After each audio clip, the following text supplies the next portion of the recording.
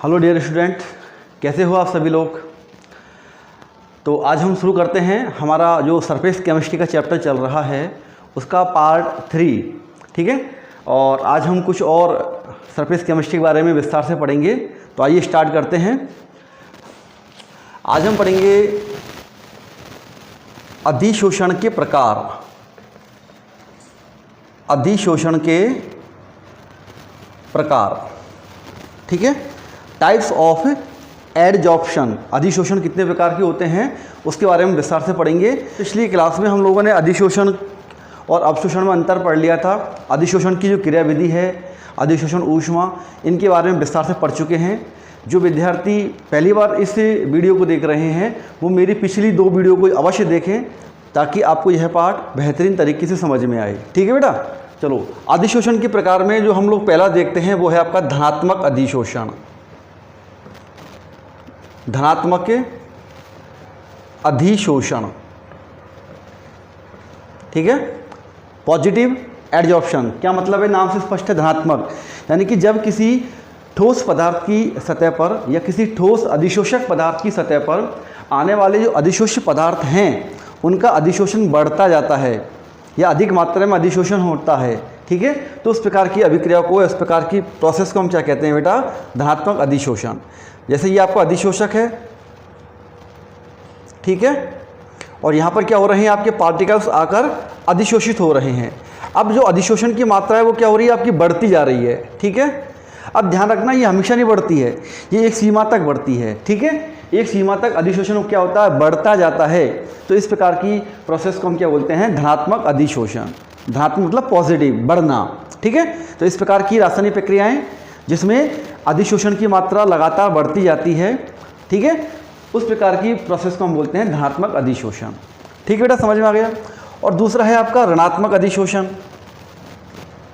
दूसरा क्या है, ऋणात्मक अधिशोषण, ठीक है। इसमें क्या होता है, नाम से स्पष्ट है, ऋणात्मक यानी कि कम होता है।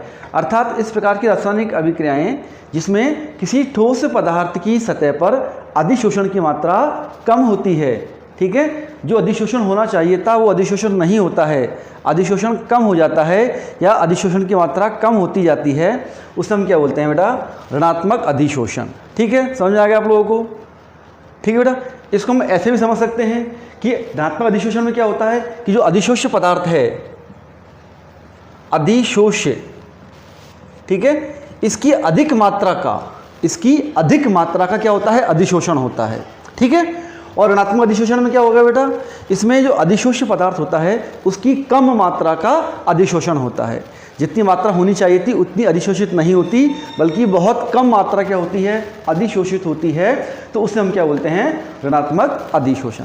तो आपको दोनों प्रकार से समझ में आ गया कि वह अधिशोषण या वह रासायनिक प्रक्रियाएं जिसमें अधिशोषक सतह पर अधिशोष्य पदार्थों का एकत्रीकरण बढ़ता जा रहा है या अधिक मात्रा में क्या होता है, पदार्थ अधिशोषित होता है, तो वो कहलाता है धनात्मक।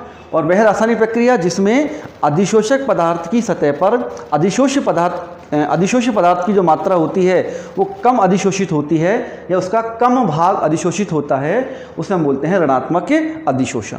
इट्स क्लियर, ठीक है, ओके। अब जो इम्पोर्टेंट आपका प्रकार है या इम्पोर्टेंट आपका जो वर्गीकरण होता है अधिशोषण का, वो 2 प्रकार से हम करते हैं। पहला करते हैं हम भौतिक अधिशोषण के रूप में। भौतिक अधिशोषण,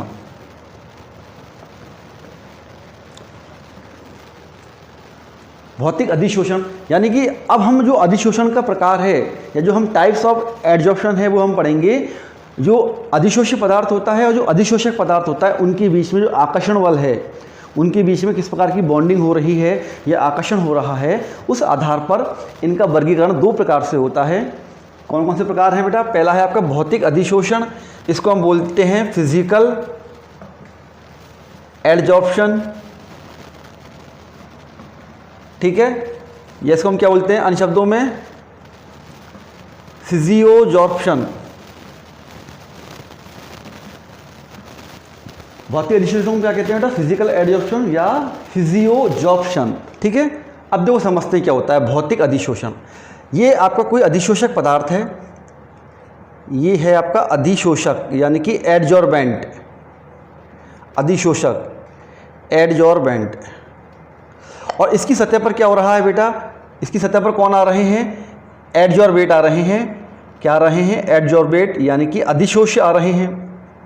क्या आ रहे हैं, अधिशोष्य। अब ये अधिशोष्य आ गए, ठीक है, ये क्या आ गया आपके अधिशोष्य के अणु आ गए। और यहाँ पर क्या है, पृष्ठ पर अधिशोषक के अणु हैं, ठीक है। इन अधिशोषक के अणु को मैंने क्या किया, डार्कन कर दिया इस प्रकार से, ये पृष्ठ पर मौजूद होते हैं बेटा। तो अधिशोषक के जो अणु होते हैं और जो अधिशोषक के अणु होते हैं, ये इनके बीच में अगर क्या हो बेटा, इनके बीच में अगर आपका दुर्बल वांडर वाल्स आकर्षण बल हो, दुर्बल वांडर वाल्स आकर्षण बल, ठीक है। यानी कि हम ये कह सकते हैं कि अधिशोष्य पदार्थ और अधिशोषक पदार्थ के अणुओं के बीच में अगर आकर्षण होता है, अगर वांडर वाल्स आकर्षण बल होता है, या जो उनके बीच में अट्रैक्शन फोर्सेज हैं वो थोड़े वीक होते हैं, तो इस प्रकार के अधिशोषण को हम क्या कहते हैं, भौतिक अधिशोषण कहते हैं। क्या कहते हैं बेटा इसको हम, भौतिक अधिशोषण। समझ में आ गया, बस इतना ही समझना है इसमें कि इसमें जो अधिशोष्य और अधिशोषक के जो अणु होते हैं उनके बीच में क्या होता है बेटा, दुर्बल वांडर वाल्स आकर्षण बल होता है, उनके बीच में बहुत कम आकर्षण बल होता है। यानी कि ये आकर्षण बल के द्वारा ही क्या होते हैं, सतह पर व्यवस्थित रहते हैं। अब इसमें कुछ पॉइंट्स हैं जो हमको याद रखना है, ठीक है, जिन पॉइंट्स को हम लोग अभी बाद में समझाएंगे आपको, अभी केवल आप इसकी परिभाषा समझो बस, ठीक है। समझ आ गई परिभाषा आपको। चलो, दूसरा जो प्रकार है वो है आपका रासायनिक अधिशोषण। दूसरा है बेटा आपका रासायनिक अधिशोषण। क्या है, रासायनिक अधिशोषण। इसको हम बोलते हैं इंग्लिश में केमिकल एडजॉर्प्शन, केमिकल एडजॉर्प्शन या केमियोजॉर्प्शन, केमियोजॉर्प्शन, ठीक है बेटा। क्या बोलते हैं इसको हम लोग, केमिकल एडजॉर्प्शन या केमियोजॉर्प्शन। अब इसमें क्या होता है, इसमें बेटा ध्यान रखना है कि जो एडजॉर्बेट के मॉलिक्यूल्स हैं यानी अधिशोषक के जो अणु हैं और अधिशोषक के जो अणु होते हैं उनके बीच में आकर्षण बल नहीं होता, उनके बीच में एक बॉन्डिंग हो जाती है, उनके बीच में रासायनिक बॉन्ड का फॉर्मेशन हो जाता है, ठीक है। यानी यहाँ दोनों जो होते हैं उनके बीच में अंतःक्रिया इस प्रकार से होती है कि उनके बीच में एक बॉन्ड का निर्माण होता है, एक रासायनिक बंध का निर्माण होता है। और बेटा ये जो रासायनिक बंध होता है ये कौन सा होता है, ये होता है आपका सहसंयोजी बंध, ठीक है। तो हम ये कह सकते हैं कि इन दोनों के बीच में यानी कि अधिशोषक और अधिशोष्य अणुओं के बीच में सहसंयोजी बंध, सहसंयोजी रासायनिक बंध का निर्माण होता है, सहसंयोजी रासायनिक बंध का निर्माण होता है, ठीक है। कोवैलेंट, इसमें ऊपर लिख देता हूं यहां पर, covalent bond formation, covalent bond formation यहां इन दोनों के बीच में हो जाता है। तो इस प्रकार के अधिशोषण को हम क्या कहते हैं बेटा, रासायनिक अधिशोषण कहते हैं, ठीक है। आर यू अंडरस्टूड, समझ में आ गया आप लोगों को सभी को, ठीक है। तो भौतिक अधिशोषण में और केमिकल जो अधिशोषण में मुख्य डिफरेंस जो होता है वो यही होता है कि दोनों के बीच में जो आकर्षण बल है वो उनकी नेचर अलग अलग होती है। एक में केवल भौतिक अधिशोषण में केवल दुर्बल आकर्षण बल होगा जिसे हम वांडर वाल्स आकर्षण फोर्स कहते हैं, और रासायनिक अधिशोषण में सहसंयोजी रासायनिक बंध का निर्माण होता है, ठीक है बेटा, समझ में आ गया। चलो अब हम पढ़ेंगे इसके विशेषताओं के बारे में कि इन अधिशोषणों की विशेषताएं क्या हैं, इनकी प्रॉपर्टीज़ क्या हैं, इनके गुण क्या हैं, और वो हम लोग इनके अंतर के द्वारा समझेंगे। दोनों में हम अंतर करेंगे, डिफ्रेंशिएट करेंगे दोनों को, ठीक है, ड्यू टू देयर प्रॉपर्टीज़। और वो प्रॉपर्टीज़ क्या क्या हैं वो इम्पोर्टेंट है और हर प्रॉपर्टी से एक क्वेश्चन एग्जाम्स में बनता है। चलो तो हम लोग देखते हैं उस प्रॉपर्टी के बारे में। भौतिक एवं रासायनिक अधिशोषण, भौतिक एवं रासायनिक अधिशोषण में अंतर,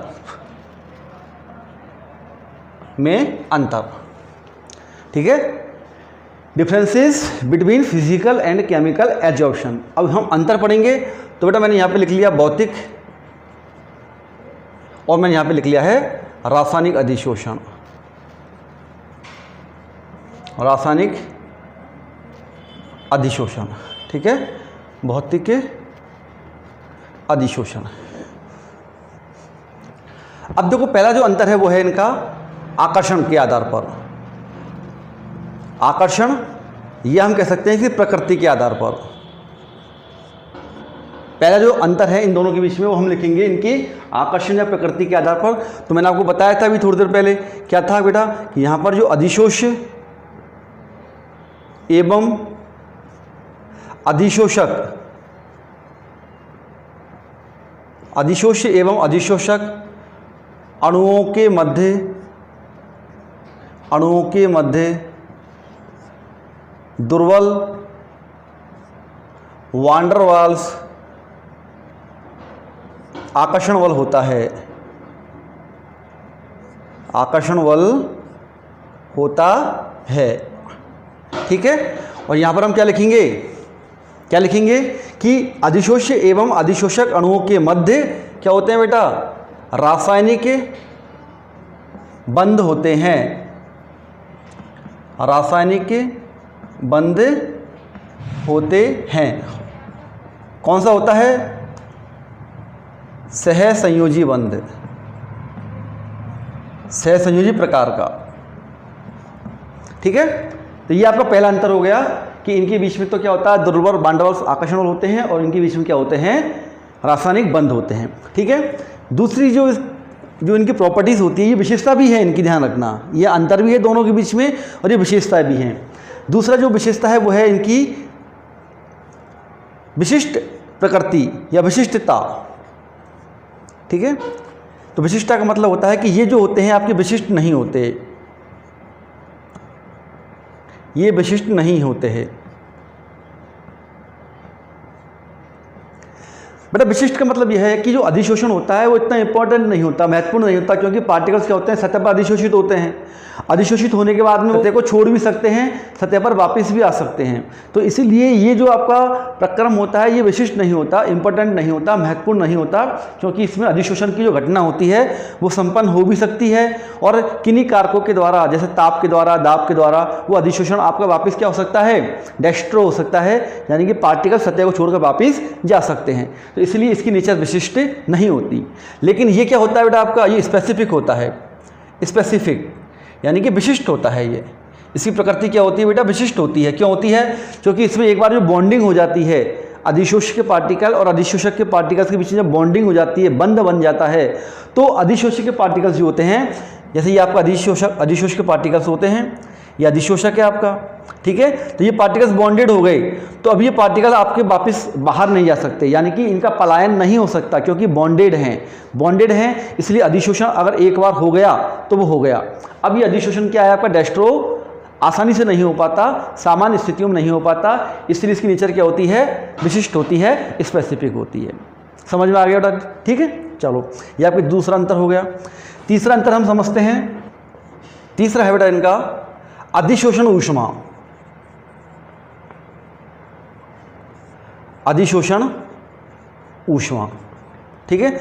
मैंने बताया था आपको, जब पार्टिकल्स का आकर्षण होता है, बॉन्डिंग होती है, तो कुछ ऊर्जा मुक्त होती है, जिसे हम क्या बोलते हैं, अधिशोषण ऊष्मा कहते हैं।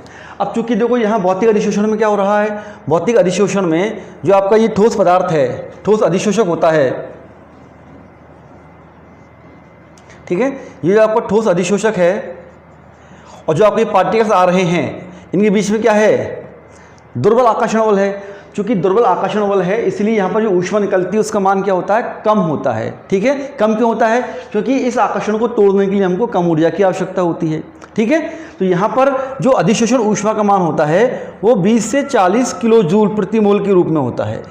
ये वैल्यू आपको याद रखनी है, ठीक है। 20 से 40 किलो जूल प्रति मोल के रूप में भौतिक अधिशोषण की अधिशोषण ऊष्मा अर्थात हीट ऑफ एडजस्टमेंट का मान होता है, वो आपको याद रखना है, क्योंकि इनके बीच में क्या है, दुर्बल आकर्षण है। दुर्बल आकर्षण होने के कारण यहाँ पर कम ऊष्मा मुक्त होती है। अगर हम यहाँ देखें तो यहाँ पर जो आपका ये ठोस पदार्थ होता है, इसे ठोस पदार्थ, अधिशोषक पदार्थ के जो पार्टिकल्स हैं सतह पर, और जो अधिशोषक के सतह पर जो अधिशोषक के अणु आ रहे हैं, इनके बीच में यहाँ पर क्या है बेटा, बॉन्डिंग है। क्या है इनके बीच में? Chemical bonding. इनके बीच में एक मजबूत बंध बन गया है, इनका स्थायित्व बहुत अधिक हो गया। ऐसी स्थिति में यहाँ से ऊर्जा जो मुक्त होती है वो क्या होती है? अधिक होती है। इस ऊर्जा का मान बेटा क्या होता है? बहुत अधिक होता है। और इसलिए इस ऊर्जा के मान को हम 80 से लेकर लगभग 240 किलोजूल प्रति मोल के रूप में हमको अधिशोषण ऊष्मा प्राप्त होती है। ठीक है, या हम ये कह सकते हैं कि अगर हमें इन बॉन्डों को तोड़ना है तो हमको इतनी ऊर्जा देनी होगी। ये आपकी क्या कहलाती है? अधिशोषण ऊष्मा का मान कहलाता है। ये आपको अंतर याद रखना है। समझ में आ गया आपको? इसको नोट कर सकते हो आप। चलो चौथा पॉइंट देखते हैं बेटा, आपका फोर्थ पॉइंट वो है आपका उत्क्रमणीयता। उत्क्रमणीयता, ठीक है, रिवर्सिबल नेचर। हम ये कह सकते हैं कि भौतिक अधिशोषण जो होता है वो उत्क्रमणीय होता है। ठीक है, the physical adsorption is a reversible process. अब रिवर्सिबल क्यों होती है? तो मैंने आपको बताया था कि इनके बीच में क्या है? दुर्बल आकर्षण बल है। तो हम यहाँ पर अगर हल्का सा तापमान बढ़ा दें, ठीक है, या हल्का सा हम लोग क्या करें, दाब को कम कर दें, तापमान को बढ़ा दें, दाब को कम कर दें, तो क्या होगा? ये पार्टिकल्स जो ये है, पार्टिकल्स जो हैं, ये पार्टिकल्स जो हैं, इनके बीच का जो आकर्षण होता है वो टूट जाएगा और ये पार्टिकल्स वापस क्या हो सकते हैं? आपके पलायन कर सकते हैं। ठीक है, तो वापस पलायन भी कर सकते हैं और वापस अगर हम क्या करें, तापमान को कम कर दें, दाब को बढ़ा दें, तो वापस इनका अधिशोषण हो सकता है। यानी कि यहाँ पर दोनों प्रकार की प्रक्रियाएं संपन्न होती है। ठीक है, अधिशोषण भी हो सकता है और यहाँ पर विशोषण भी हो जाता है। ठीक है, इसलिए ये क्या है बेटा, ये उत्क्रमणीय प्रोसेस है। तो भौतिक अधिशोषण क्या होता है? उत्क्रमणीय होता है। समझ में आ गया? क्यों होता है? क्योंकि इनके बीच में क्या है? दुर्बल आकर्षण बल है और ये दुर्बल आकर्षण बल होने के कारण ये बॉन्ड टूट सकता है, ये आकर्षण टूट सकता है और ये अधिशोषक के अणु वापस सतह को छोड़कर जा सकते हैं। और फिर वापस पुनः अगर हमने तापमान को क्या कर दिया? कम कर दिया, दाब को क्या कर दिया? बढ़ा दिया, तो वापस अधिशोषण हो सकता है। तो दोनों अभिक्रियाएं हो सकती हैं, दोनों प्रकार की प्रक्रियाएं हो सकती हैं। इसलिए ये क्या होता है बेटा? उत्क्रमणीय होता है। लेकिन ये उत्क्रमणीय नहीं होता, उत्क्रमणीय नहीं होता।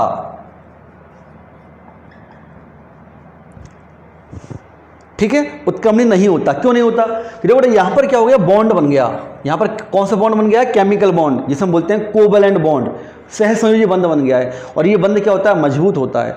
चूंकि ये बंध मजबूत है तो एक बार जब अधिशोषण हो गया, एक बार जब बॉन्डिंग हो गई, तो इस बॉन्ड को तोड़ पाना आसान नहीं होता। अर्थात ये पार्टिकल्स अब सतह को छोड़कर नहीं जा सकते, इन पार्टिकल्स का पलायन नहीं हो सकता या बहुत अधिक आसानी से नहीं हो सकता। इसलिए यहाँ पर अगर एक बार ही प्रोसेस हो गई, रासायनिक अधिशोषण हो गया, तो ऐसी स्थिति में पुनः यहाँ पर विशोषण की प्रक्रिया नहीं हो पाती। इसलिए ये केवल एक ही पद में चलता है, अधिशोषण का ही होना यही होता है केवल। इसलिए ये उत्क्रमणीय प्रकृति का नहीं होता, ये अनुत्क्रमणीय होता है। ठीक है, समझ में आ गया? तो इसका कारण क्या है बेटा? इनके बीच में प्रबल बॉन्ड बनना, या इनके बीच में एक जो बॉन्ड बनता है जिसे हम सहसंयोजी बंध कहते हैं, ये मजबूत बंध होता है। इसलिए आसानी से ये टूट नहीं पाता और ये बॉन्ड टूट नहीं पाता, इसलिए पार्टिकल्स पलायन नहीं कर पाते, यानी कि इनका विशोषण नहीं होता। केवल एक ही घटना होती है अधिशोषण की। लेकिन यहाँ पर अधिशोषण भी हो सकता है और यहाँ पर विशोषण भी हो सकता है। इसलिए ये आपका क्या है? उत्क्रमणीय होता है। बिल्कुल समझ में आ गया? चलो ठीक है, तो नेक्स्ट पॉइंट देखते हैं हम लोग। चलो नेक्स्ट पॉइंट देखते हैं, पांचवा है अधिशोषण परत की मोटाई। परत की मोटाई क्या मतलब है बेटा? कि देखो, जो आकर्षण होता है ना बेटा, आकर्षण, ये आकर्षण जो होता है अधिशोषक पदार्थ पर, ये आकर्षण एक बहुपर्तीय घटना होती है। क्या होती है? बहुपर्तीय, यानी कि मल्टी लेयर प्रोसेस है। ये क्या है बेटा आपका? ये बहुपर्तीय, बहुपर्तीय यानी कि मल्टी लेयर। देखो कैसे कि यहाँ पर जैसे कि पार्टिकल्स आ गए आपके अधिशोषण अणु के, ये आ गया अधिशोषण अणु के पार्टिकल, और इनके बीच में क्या हो गया? आकर्षण हो गया। क्या हो गया? वान डेर वाल्स आकर्षण हो गया। लेकिन चूंकि अभी यहाँ पर कुछ जगह खाली है, ठीक है, तो यहाँ पर दूसरे पार्टिकल्स भी क्या हो सकते हैं बेटा? दूसरे पार्टिकल्स भी क्या हो सकते हैं? अधिशोषित हो सकते हैं। ठीक है, यहाँ पर इन परतों के ऊपर या इस परत के ऊपर या पहली परत के ऊपर दूसरी परत के पार्टिकल्स भी आ सकते हैं, क्योंकि इनके बीच में अभी रेगिस्तान मौजूद है और उस रेगिस्तान के कारण यहाँ पर जो आकर्षण है वो बना रहता है। इसलिए ये एक दूसरी परत बन जाती है। ये सेकंड परत बन गई, पहली परत बन गई। हो सकता है कि इसके ऊपर तीसरी परत भी बन जाए, अगर कहीं रेगिस्तान बचा हुआ हो तो तीसरी परत भी बन सकती है। इस प्रकार से भौतिक अधिशोषण में क्या होता है, परत बनती जाती हैं, ये 1 2 3 परत बन जाती हैं, ज़्यादा परत नहीं बनती, क्योंकि फिर आकर्षण क्या होता है, धीरे धीरे कम होता जाता है, इसलिए केवल 2-3 परत ही बन पाती हैं। इसलिए हम क्या कह सकते हैं कि भौतिक अधिशोषण एक बहुपरतीय घटना है, एक मल्टी लेयर प्रोसेस है। और इसके कारण क्या है बेटा, ये तो आपको बता दिया बहुपरतीय घटना है। कारण क्या है, आकर्षण, क्योंकि एक परत बनने के बाद में इनके बीच में रिक्त स्थान रह जाता है, जिससे वहाँ आकर्षण तो रहता ही है, और उस आकर्षण के कारण दूसरी परत के भी पार्टिकल्स क्या होते हैं, आकर्षित हो जाते हैं और वो उनके ऊपर व्यवस्थित हो जाते हैं। ठीक है, तो ये क्या है, एक बहुपरतीय घटना है। केमिकल अधिशोषण में क्या होता है कि इसमें हमको पता है कि एक बार पार्टिकल्स अगर आ गया अधिशोषक का, ये आपका अधिशोषक है और ये पार्टिकल्स किसका है, आपका बेटा अधिशोषक का पार्टिकल्स है। ठीक है, ये मैं डार्कन कर दिया। तो अधिशोषक के पार्टिकल्स और अधिशोषक के बीच में क्या बन गया, बॉन्ड बन गया। यहाँ क्या बन गया, बॉन्ड बन गया। यहाँ भी क्या बन गया, बॉन्ड बन गया। अब बंध जब बन जाते हैं तो अब ऐसी स्थिति में इस पृष्ठ पर कोई भी पार्टिकल्स मौजूद नहीं है, क्योंकि सभी क्या कर चुके हैं, आने वाले पार्टिकल्स से बंध बना चुके हैं। तो यहाँ पर केवल एक ही लेयर बन पाती है, क्योंकि दूसरी लेयर को आने के लिए, दूसरी लेयर को इनके साथ में बॉन्ड बनाने के लिए परत पर पार्टिकल्स उपलब्ध नहीं हैं, क्योंकि वो जो पार्टिकल्स थे परत वाले, वो पहली लेयर से क्या हो गए, सब बॉन्डेड हो गए। ठीक है, पहली लेयर पर ही क्या होते हैं, सारे पार्टिकल्स जो हैं रासायनिक बंध के द्वारा जुड़ जाते हैं, और दूसरी परत अब नहीं बन पाती। क्यों, क्योंकि यहाँ अधिशोषक के अणु उपलब्ध नहीं है। तो ऐसी स्थिति में ये क्या होती है बेटा, ये केवल आपकी सिंगल परत बनती है। क्या बनती है, केवल सिंगल परत। क्योंकि सिंपली हम कह सकते हैं कि जो अधिशोषक है और अधिशोषक के बीच में जब रासायनिक क्रिया हो गई, जब उनके बीच में रासायनिक बॉन्ड बन गए, तो एक उत्पाद का निर्माण होता है। क्या बन जाता है इनके बीच में बेटा, उत्पाद बन जाता है। और ऐसी स्थिति में अधिशोषक की सतह पर मुक्त संयोजकताएं नहीं रहती, फ्री बैलेंसीज नहीं रहती, और ऐसी स्थिति में जो दूसरी परत के मॉलिक्यूल्स हैं वो इनसे बॉन्डेड नहीं हो पाते। तो यही कारण है कि ये क्या होती है, सिंगल परत घटना होती है, और ये आपकी क्या होती है, बहुपरतीय घटना होती है। अगला पॉइंट देखो बेटा, वो है आपका अधिशोषक की प्रकृति। ये इंपॉर्टेंट पॉइंट है, ध्यान रखना। अधिशोषक की प्रकृति, अधिशोषक की प्रकृति, जो अधिशोषक पदार्थ होता है उसकी नेचर भी क्या होती है, अधिशोषण को प्रभावित करती है। जो कैसे समझते हैं हम लोग, जैसे आपका ये क्या है बेटा, अधिशोषक पदार्थ है। अब ये तो हम जानते हैं कि जो अधिशोषक पदार्थ होगा ये आपका अधिशोषक पदार्थ है। ठीक है, तो अधिशोषक और अधिशोषक के बीच में क्या होगा, आकर्षण होगा। और अधिशोषी जनरली क्या होती हैं, गैसें होती हैं। क्या होती हैं, गैसें। यानी ये जो अधिशोषक पदार्थ होता है जनरली क्या होता है बेटा, वो गैस होता है, और वो इसे ठोस अधिशोषक की सतह पर क्या होता है, अधिशोषित होता है। अब अगर ये जो गैसें हैं, यानी जो अधिशोषक पदार्थ हैं, अगर वो इस प्रकार की हों कि उनका आसानी से द्रवण हो जाए, आसानी से द्रवण हो जाए, ठीक है, यानी कि इन गैसों को, अधिशोषक की जो गैस है या अधिशोषक के जो अणु हैं, इनको आसानी से द्रव में परिवर्तित किया जा सके, इनका बहुत आसानी से इनको द्रवित अवस्था में लाया जा सके, तो ऐसी स्थिति में भौतिक अधिशोषण क्या होता है बेटा, बहुत अधिक मात्रा में होता है। ठीक है, अब क्यों होता है वो समझते हैं। देखो, आसानी से गैसें द्रवित कब होंगी, गैस के पार्टिकल्स क्या होते हैं हम जानते हैं, दूर दूर होते हैं। ये गैस के पार्टिकल्स फैले हुए हैं दूर दूर। ठीक है, अभी द्रव अवस्था में कब आती हैं, जब इन पर तापमान तो कम किया जाता है और दाब क्या किया जाता है, उच्च किया जाता है। यानी कि निम्न तापमान पर और उच्च दाब पर जब इन गैसों को हम संपीड़ित करते हैं, इन गैसों को हम दबाते हैं, तो क्या होता है, इनके मॉलिक्यूल एक दूसरे के पास पास आते जाते हैं। और जब इनके मॉलिक्यूल एक दूसरे के पास पास आएंगे तो क्या होगा, इनके बीच में आकर्षण बढ़ेगा। ठीक है, और आकर्षण बढ़ने के कारण ये क्या होते हैं, द्रव अवस्था में परिवर्तित हो जाते हैं। गैसीय अवस्था में आकर्षण क्या होता है, बहुत कम होता है, क्योंकि दूर दूर होते हैं। लेकिन जब इनको संपीड़ित किया तो इनके बीच का आकर्षण क्या हो गया बेटा, बढ़ गया। और जब आकर्षण बढ़ जाता है तो ये द्रव अवस्था में परिवर्तित हो जाती हैं। यानी कि हम ये कह सकते हैं कि ऐसी गैसें जो कि द्रव अवस्था में परिवर्तित होती हैं या जिनको आसानी से द्रव अवस्था में परिवर्तित किया जा सकता है, उनके अणु के बीच में क्या होगा, आकर्षण ज़्यादा होगा। ये पॉइंट समझ में आया आपको। जिन गैसों को आसानी से द्रवित किया जा सकता है तो उन गैस के अणुओं के बीच में क्या होगा, आकर्षण ज़्यादा होगा। ठीक है, आकर्षण क्या होगा, ज़्यादा होगा। ये पॉइंट ध्यान रखो, उन गैस के अणुओं के बीच में आकर्षण ज़्यादा होगा। अब देखो, अब हम करवा रहे हैं बेटा अधिशोषण, और हमने क्या ली, वो गैस ली है, और हमें पता है कि इस गैस का द्रवण क्या होता है, आसानी से हो जाता है। यानी कि इस गैस के अणुओं के बीच में क्या है, आकर्षण ज़्यादा है। जब आकर्षण ज़्यादा है, जाहिर है ये इन अणुओं को क्या करेंगे, ये जो आपके अधिशोषक के अणु हैं, इनको क्या करेंगे, अधिक तीव्रता से आकर्षित करेंगे। यानी कि इनके बीच में, अर्थात अधिशोष्य और अधिशोषक के बीच में आकर्षण क्या होगा, अधिक होगा। क्यों? क्योंकि गैसें कैसी हैं, जो आसानी से द्रवित हो जाती हैं, अर्थात इनके बीच में आकर्षण क्या है, ज़्यादा है। जब आकर्षण ज़्यादा है तो अधिशोषक के साथ भी आकर्षण को दर्शाएंगे ये, ठीक है। तो अधिशोषक के साथ में जब इनका आकर्षण ज़्यादा होगा तो सिंपली हम क्या कहेंगे बेटा कि भौतिक अधिशोषण क्या हो रहा है, ज़्यादा हो रहा है, ठीक है। इसीलिए कहा जाता है कि ऐसी गैसें जिनका आसानी से द्रवण हो जाता है, जिनको आसानी से द्रवित किया जा सकता है, उनके परमाणुओं के बीच में आकर्षण बल का मान क्या होता है, ज़्यादा होता है। और हम सभी जानते हैं कि गैसों के बीच में कौन सा आकर्षण पाया जाता है, वान डर वाल्स आकर्षण बल। तो जब इनके बीच में आकर्षण ज़्यादा है तो जाहिर है कि ये अधिशोषक की सतह पर क्या होंगी, अधिक आकर्षित होंगी। अधिक आकर्षित होंगी, इसका मतलब अधिक अधिशोषण होगा, और इसलिए भौतिक अधिशोषण क्या होता है, ज़्यादा होता है। समझ में आ गया, क्लियर।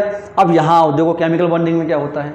अब केमिकल बॉन्डिंग की अगर हम बात करें तो यहाँ पर तो क्या हो रहा है बेटा, एक ही लेयर बन रही है, केवल एक ही लेयर बन रही है, और उसमें भी क्या हो रहा है, बॉन्ड बन रहा है, आकर्षण नहीं है। तो यहाँ पर गैसों के बीच में आकर्षण से तो कोई मतलब ही नहीं है हमको, तो यहाँ तो क्या हो रहा है, बॉन्ड हो रहा है। तो हम ये कह सकते हैं कि ऐसी अधिशोष्य गैसें, क्योंकि हम अधिशोष्य के रूप में क्या ले रहे हैं बेटा, गैस ले रहे हैं। अधिशोष्य क्या ले रहे हैं हम लोग, गैस ले रहे हैं।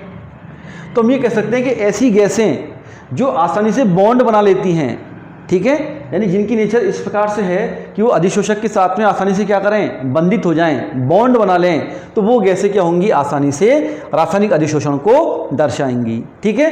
तो ऐसी गैसें कौन सी होती हैं, जनरली ये गैसें होती हैं बेटा ध्रुवीय प्रकृति की। कैसी, ध्रुवीय प्रकृति की।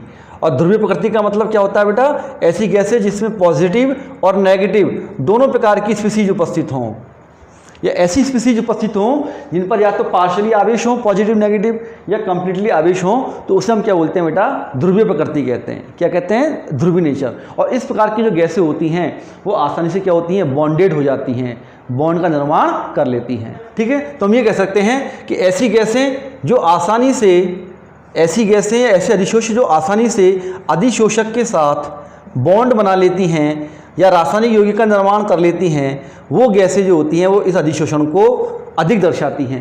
यानी कि ऐसी गैसें जिनकी नेचर क्या है, ध्रुवीय प्रकृति की है। जैसे कि हम एग्जाम्पल ले सकते हैं HCl गैस, ठीक है, अमोनिया गैस, ठीक है। ये इस प्रकार की गैसें हैं बेटा जो ध्रुवीय नेचर की होती हैं और जो आसानी से बॉन्डेड हो सकती हैं। चलो, तो यहाँ आपको समझ में आ गया होगा अधिशोषक की प्रकृति।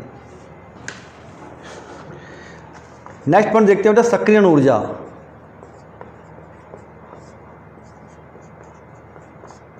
सक्रियण ऊर्जा, एक्टिवेशन एनर्जी, एक्टिवेशन एनर्जी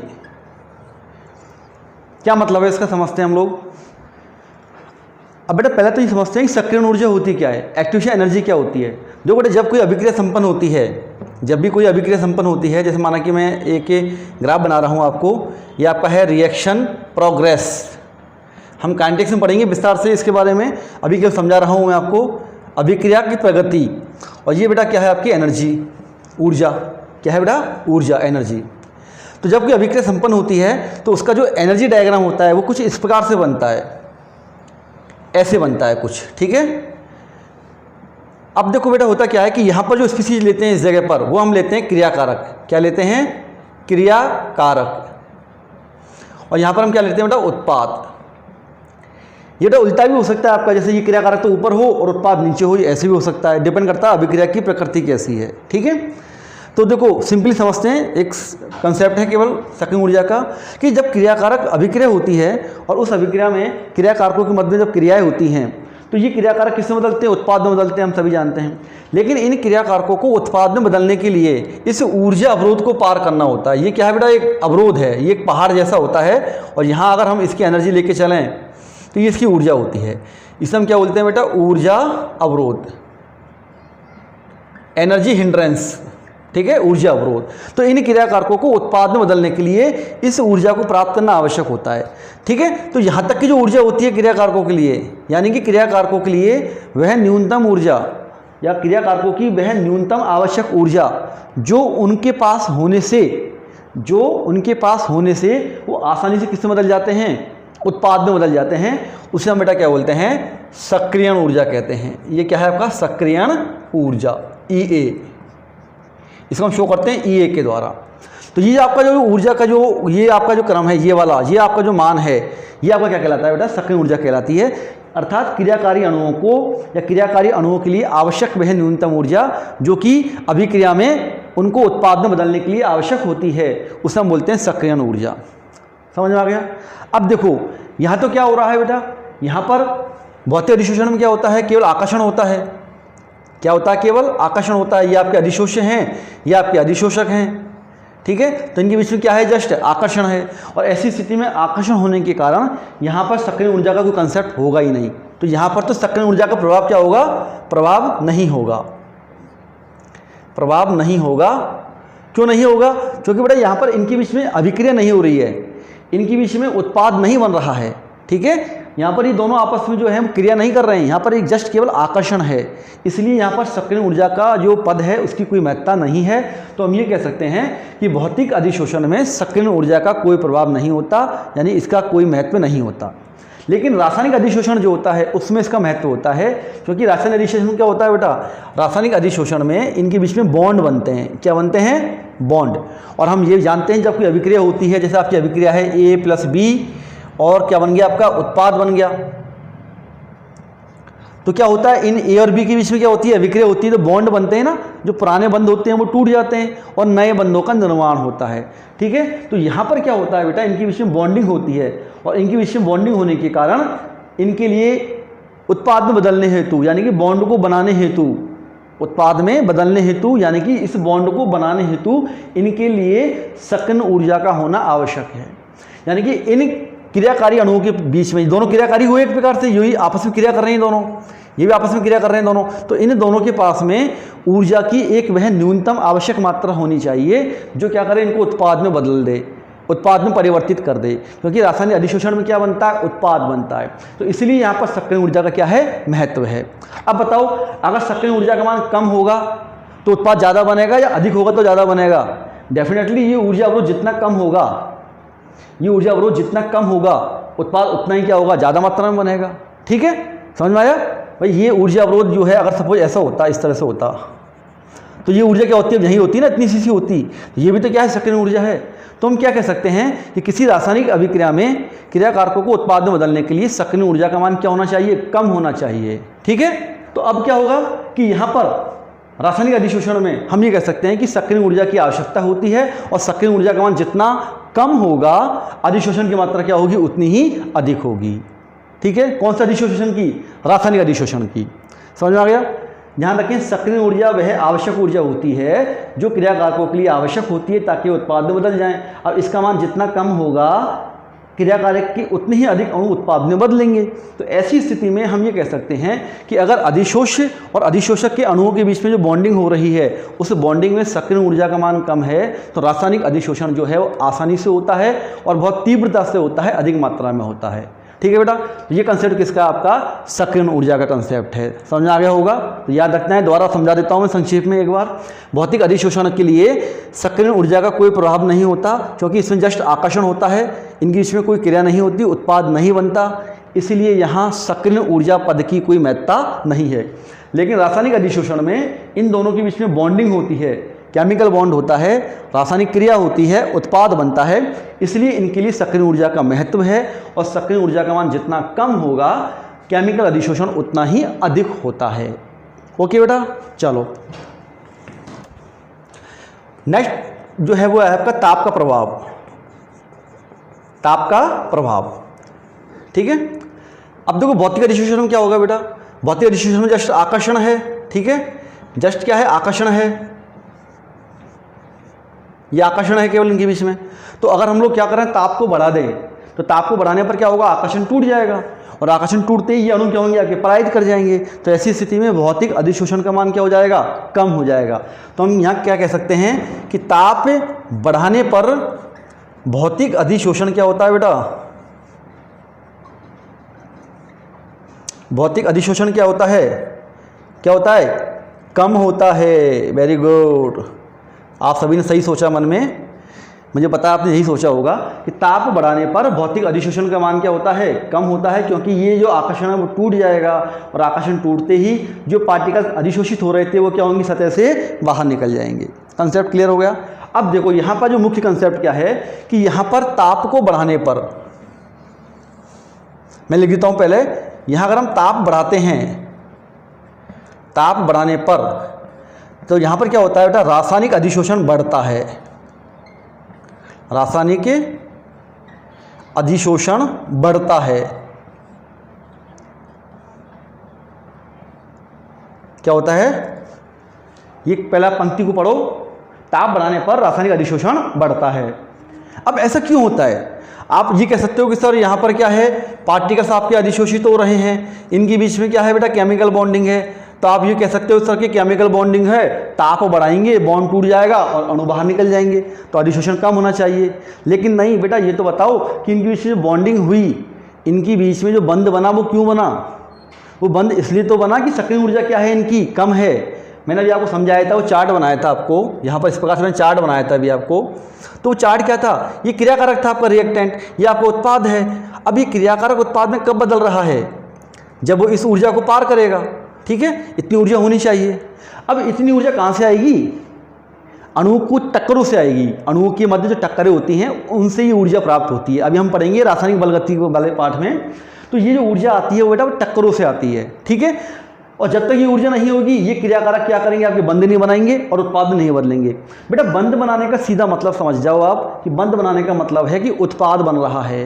क्या बन रहा है? उत्पाद। अंडरस्टूड? दोबारा समझें कि इनके बीच में जो केमिकल अधिशोषण हो रहा है, यानी कि बॉन्डिंग हो रही है, इसका सीधा सा मतलब है कि इनके मध्य में रासायनिक बंध बनने से उत्पाद बन रहा है। क्या बन रहा है? उत्पाद। और बॉन्ड बनने के लिए आवश्यक है कि क्रियाकारक के पास में क्या हो? ऊर्जा हो। अब अगर हम बताओ ताप को बढ़ाएंगे, ताप को बढ़ाएंगे तो ऊर्जा मिल जाएगी ना अपने आप। जब ताप को बढ़ाने पर ऊर्जा मिल रही है तो ये मॉलिक्यूल्स क्या आएंगे, बहुत अधिक मात्रा में ऊपर चले जाएंगे, क्योंकि ऊर्जा बढ़ती जा रही है इनकी, और अधिक अणु क्या होंगे, उत्पाद में बदल जाएंगे। यानी कि अधिक क्या हो जाएगा, आपका रासायनिक अधिशोषण हो जाएगा। ठीक है, इनके बीच में बॉन्ड मतलब उत्पाद बन रहा है, और उत्पाद अधिक कम मात्रा में बनेगा। उत्पाद अधिक कब बनेगा? जब ताप को बढ़ाते ही इन मॉलिक्यूल्स में क्या होगा, एनर्जी का मान बढ़ता जाएगा और अधिक अणु कहाँ होंगे, आपको यहाँ पहुँच जाएंगे, और जैसे अणु यहाँ पहुँचे वो तुरंत क्या होंगे, उत्पाद में बदल जाएंगे। इसीलिए रासायनिक अधिशोषण में जब हम ताप को बढ़ाते हैं तो ताप को बढ़ाने पर क्या होगा बेटा, रासायनिक अधिशोषण बढ़ता जाता है, यानी कि उत्पाद की मात्रा बढ़ती जाती है। और यहाँ पर क्या होता है, यहाँ तो आकर्षण होता है केवल, तो आकर्षण तो टूट जाएगा और ये अणु बाहर निकल जाएंगे। इसलिए ताप बढ़ाने पर अधिशोषण क्या होता है बेटा, यहाँ पर कम होता है, यहाँ क्या होता है, बढ़ता है। ठीक है, अभी तक तो केवल आपने पढ़ा था बढ़ता है घटता है। अब मैंने आपको ये बता दिया है कि क्यों ऐसा होता है। ठीक है, इसलिए ये जो मेरी क्लास है वो कंसेप्चुअल क्लास है। यहाँ केवल मैं आपको जस्ट थ्योरेटिकल चीज़ें बता नहीं रहा हूँ, मैं आपको समझा रहा हूँ कि वो कैसे हैं, कम क्यों हैं, ज़्यादा क्यों हैं। ठीक है, और वो कैसे हो रही हैं, क्या हैं, वो तो हमें पता है, किताब में लिखा हुआ है, बहुत सारी वीडियोज़ बनी हुई है चैनलों पर, लेकिन वो कैसे हो रहा है वो मैं आपको यहाँ बता रहा हूँ, उसको ध्यान से सुने। ठीक है, चलो अब एक लास्ट अंतर देख लेते हैं हम लोग। नमा दाब का प्रभाव, दाब का प्रभाव।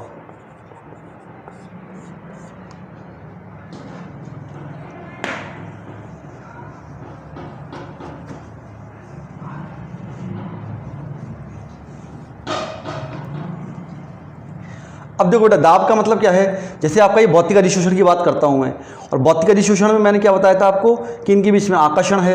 तो सिंपल है कि मैंने इन पर दाब बढ़ा दिया, माना कि दाब बढ़ा रहा हूँ मैं, तो दाब बढ़ाऊंगा तो क्या होगा, ये पार्टिकल्स और नीचे आएंगे ना, नीचे आएंगे, ये पार्टिकल्स नीचे आएंगे।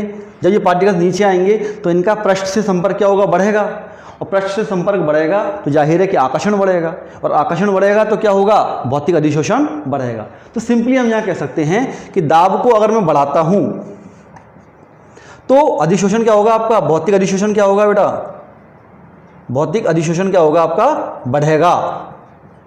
ठीक है, क्योंकि मॉलिक्यूल्स जो होते हैं वो पास आते जाते हैं, और जब मॉलिक्यूल पास आते जाते हैं तो उनके बीच में आकर्षण बढ़ता जाता है, और आकर्षण बढ़ने के कारण भौतिक अधिशोषण क्या होगा आपका, बढ़ता जाएगा। लेकिन अब यहाँ क्या होता है, यहाँ समझते हैं, यहाँ पर बहुत अच्छा कंसेप्ट है देखो इसका। ठीक है, वैसे तो यहाँ दोनों चीज़ें हो सकती हैं। ठीक है। सिंपली दाब बढ़ाने पर यहाँ पर क्या हो सकता है बेटा, रासायनिक अधिशोषण बढ़ भी सकता है और कम भी हो सकता है, लेकिन जनरली अधिशोषण बढ़ता है। जो आपकी बुक्स लिखी हुई हैं उसमें अधिकांशतः यही लिखा होगा कि दाब को जब हम बढ़ाते हैं, तो रासायनिक अधिशोषण क्या होता है, कम होता है। रासायनिक अधिशोषण क्या होता है बेटा, रासायनिक अधिशोषण कम होता जाता है, कम होता है, ठीक है। क्यों होता है वो समझते हैं हम लोग। देखो कम क्यों हो रहा है, देखो सिंपली बेटा, यहाँ इनके बीच में क्या बॉन्डिंग है, क्या है इनके बीच में बॉन्डिंग। ये बॉन्डिंग है तभी तो रासायनिक अधिशोषण है, क्योंकि इसमें होता क्या है, हमने बताया था कि दोनों के बीच में बॉन्ड बनता है। अब ये बॉन्ड बन चुका है, इनके बीच में बॉन्ड की ये लेंथ है, माना कि ये बॉन्ड लेंथ बन गई इनके बीच में। अब आप इसको प्रेशराइज कर रहे हो, तो प्रेशराइज करने पर क्या होगा, ये मॉलिक्यूल्स और अधिक पास पास आने की कोशिश करेंगे। भाई सिंपली बॉन्ड जब बनता है तो आपने पढ़ा होगा, ये दो परमाणु है, ये नाभिक है दोनों का, ये क्या है आपके इलेक्ट्रॉन्स हैं, ठीक है। दो परमाणु जब बॉन्ड बनाते हैं, उनके बीच में जब बॉन्डिंग होती है तो क्या होता है, ये दोनों परमाणु एक निश्चित दूरी पर होते हैं। और वो निश्चित दूरी कौन सी होती है बेटा, वो निश्चित दूरी कौन सी होती है, जब इनके बीच में नाभिक और इलेक्ट्रॉन, यानी कि दोनों के, एक का तो नाभिक दूसरे के इलेक्ट्रॉन, इसका नाभिक और इसके इलेक्ट्रॉन के बीच में तो क्या हो, आकर्षण हो, ठीक है। और दोनों के बीच का जो प्रतिकर्षण वो क्या हो, आपका संतुलित हो, यानी कि इनके बीच में जो आकर्षण प्रतिकर्षण का मान क्या हो, समान हो, संतुलित हो, तब जाके बॉन्ड बनता है। ये हमने पढ़ा हुआ है 11वीं क्लास में, केमिकल बॉन्डिंग वाले पार्ट में पढ़ा हुआ है ना बेटा। ये नाभिक क्या करता है, इसको आकर्षित करता है, ये नाभिक इसको आकर्षित करता है, ये एक दूसरे को रिपल करते हैं और ये भी क्या करते हैं, एक दूसरे को रिपल करते हैं। जब इनका आकर्षण प्रतिकर्षण क्या हो जाता है, संतुलित हो जाता है, तो इनके बीच में बॉन्डिंग हो जाती है। ये पढ़ा था ना हमने। अब देखो, अब हम क्या कर रहे हैं, दाब लगा रहे हैं, प्रेशर लगा रहे हैं इनके ऊपर। तो प्रेशर लगाने पर क्या होगा बेटा, ये पास पास आएंगे ना।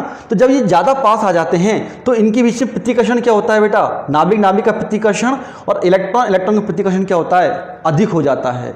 समान आवेश जब ज़्यादा पास में आते हैं तो अधिक प्रतिकर्षित करते हैं, और इस प्रतिकर्षण के कारण इनके बीच का बॉन्ड क्या होता है आपका, टूट सकता है या टूट जाता है, ठीक है। इनके बीच का बॉन्डिंग क्या होगी आपकी, टूट जाएगी, या इनकी बॉन्डिंग टूट सकती है। इसीलिए दाब को बढ़ाने पर अधिकांश स्थितियों में रासायनिक अधिशोषण क्या होता है बेटा, कम होता है। बताओ समझ में आया कि नहीं आया, ठीक है। पहले आपको समझ में नहीं आया होगा कभी, सिर्फ आपने याद किया होगा, आपको बता दिया कि भाई दाब बढ़ाने पर अधिशोषण कम होता है। अरे भाई कम कैसे होता है, वो कम इसलिए होता है क्योंकि ज़्यादा जब हम पास में लेके आएंगे तो चूंकि बॉन्ड बना हुआ है, और बॉन्ड जब बनता है एक निश्चित आकर्षण और प्रतिकर्षण को संतुलित करने के बाद बनता है। लेकिन जब अधिक पास लेकर आ गए हैं हम लोग, तो ऐसी स्थिति में इनमें प्रतिकर्षण होगा, इलेक्ट्रॉन में प्रतिकर्षण होगा, नाभिक में प्रतिकर्षण होगा। ये प्रतिकर्षण क्या होगा, एक दूसरे को दूर करेंगे, और इसे दूर करने के कारण दोनों परमाणुओं के बीच की जो बॉन्डिंग होती है वो टूट जाती है, अर्थात केमिकल अधिशोषण कम हो जाता है, समाप्त हो जाता है, ठीक है बेटा। तो आई थिंक आज आपको भौतिक अधिशोषण और रासायनिक अधिशोषण के बारे में कंप्लीटली जो अंतर हैं वो समझ में आ गए होंगे। ये अंतर आपको मैंने बताए नहीं हैं, ये आपको मैंने बिल्कुल प्योरली समझा दिए हैं, ठीक है। तो अब हम बाकी जो टॉपिक्स है वो नेक्स्ट जो आपकी वीडियो है उसमें पढ़ेंगे। तब तक के लिए आप पढ़ते रहो, ठीक है, और बोलते रहो क्या, केमिस्ट्री जिंदाबाद। Okay, all the best.